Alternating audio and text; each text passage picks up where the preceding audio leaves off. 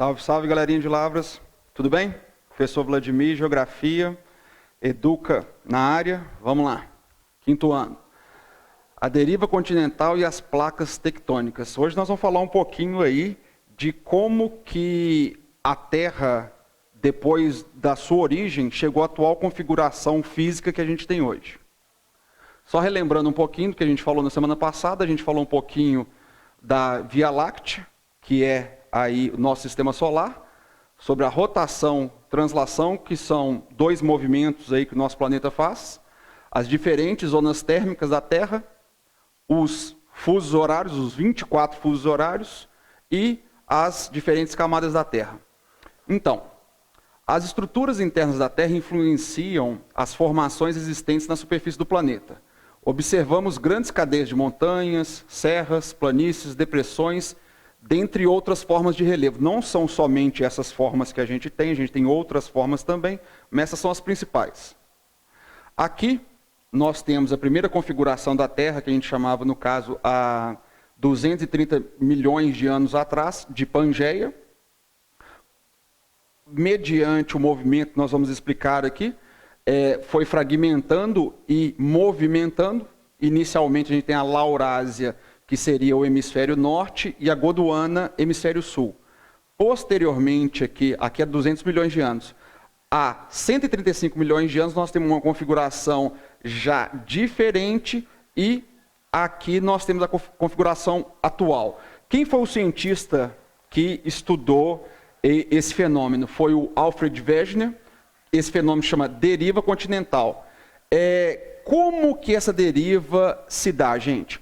Nessa imagem, a gente tem aqui as correntes de convecção. O que seriam essas correntes de convecção? São correntes de calor que vão fazendo que o magma, líquido, ele vá entrando como se fosse no estado de ebulição.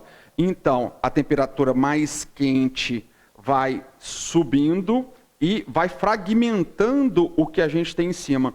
Então, disso que a gente tem aqui, ó, matéria quente do manto, falei aí do magma, né? Manto internamente, e externamente a gente tem a lava. Movimenta-se as placas, no caso, se separando, e nós vamos encontrar aqui o choque entre placas tectônicas. Esses choques podem ser convergentes ou divergentes, como também podem ser transformantes. É quando a gente tem aí o desgaste entre as placas tectônicas. Aqui nós temos o mapa mundi, nossa placa, que é a placa sul-americana.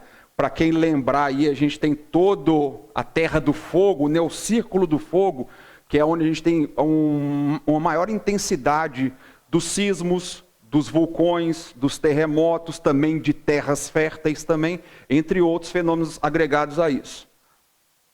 Então, como eu já falei, né, vulcanismo, quando as placas tectônicas sofrem uma ruptura, o material do manto tende a escapar por ela, esse material transborda até a superfície na forma de fragmentos de rocha, gases, lavas e cinzas. Só lembrando, é através desses fenômenos que a gente tem diferentes tipos de rocha.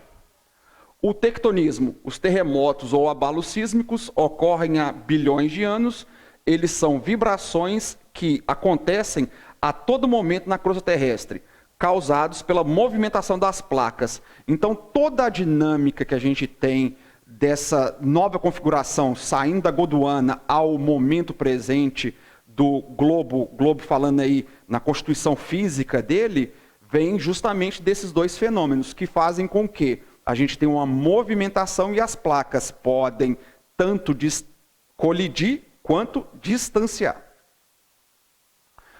Aqui uma outra coisa que a gente conhece bastante também, tem filme, a gente escuta principalmente pelos lados lá do Círculo do Fogo, né?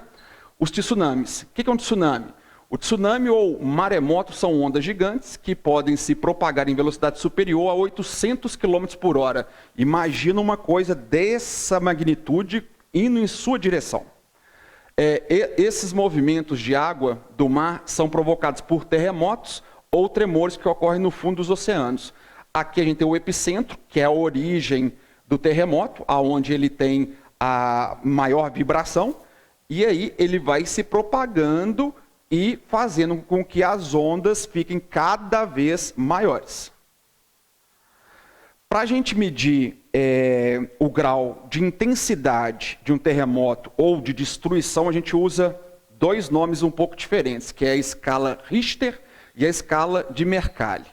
A magnitude de um terremoto pode ser medida por dois tipos de escala.